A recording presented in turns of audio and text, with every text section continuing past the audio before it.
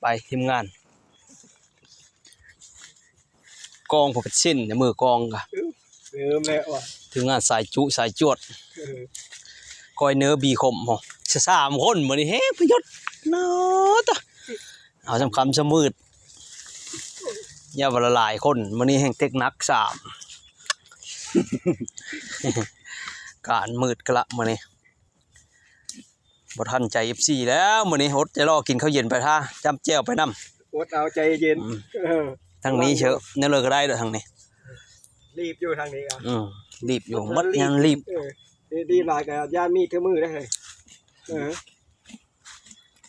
โอ้สันมากับไงนึงนักข้าวต้องเฮานี่2 คน3 คนก็กินคนโง่มันมีได้ผู้กินกันเนี่ยมันเล่นเป็นท็อปแหละเล่นท็อปไปแล้วมาขายเล่นท็อปกับมาชื่อโง่นี่เนื้อกินเยี่ยมเลยโง่เผาผู้ใดมักมานี่เขามัก